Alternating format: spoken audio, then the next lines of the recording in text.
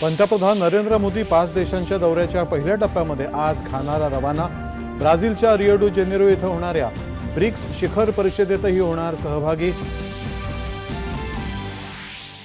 भारत घाना ऐतिहासिक संबंध दृढ करण्यासह विविध क्षेत्रातल्या सहकार्यासाठी ही भेट उपयुक्त ठरेल, पंतप्रधानांनी व्यक्त केला विश्वास। क्वाडच्या संयुक्त जाहीरनाम्यामध्ये पहलगाम दहशतवादी हल्ल्याचा स्पष्ट आणि तीव्र निषेध। हल्लेखोर, त्यांचे सूत्रधार आणि पुरस्कर्ते या सर्वांना शिक्षा देण्याच्या प्रस्तावाला सहमती। क्वाडच्या जाहीरनाम्यामध्ये मुक्त आणि खुल्या हिंद प्रशांत क्षेत्रासाठी वचनबद्धता व्यक्त। मुंबईत क्वाड देशांचं बंदर सुरू करायचा प्रस्तावही विचाराधीन। अंमली पदार्थ तस्करी प्रकरणी मकोका कायद्याअंतर्गत कारवाई करणार, मुख्यमंत्र्यांची विधान परिषदेत घोषणा। याच अधिवेशनात कायद्यातही सुधारणा करणार।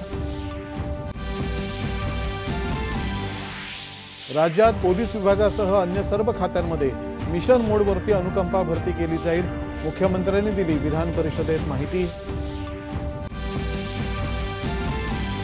शेतकऱ्यांच्या मुद्द्यावर चर्चा करायला सरकार तयार, मात्र विरोधकांनी शेतकऱ्यांच्या आडून राजकारण करू नये, अजित पवार यांचं विधानसभेत विरोधकांना प्रत्युत्तर।